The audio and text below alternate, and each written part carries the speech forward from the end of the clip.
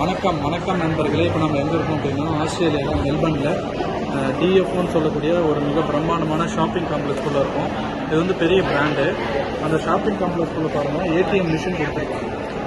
So இது வந்து எங்கள் சாதாரண ஏடிஎம் மிஷின் இல்லை, பிட்காயின் ஏடிஎம் மிஷின்ஸ். இங்கே பாருங்கள், பை கிரிப்டோ வித் கேஷ்.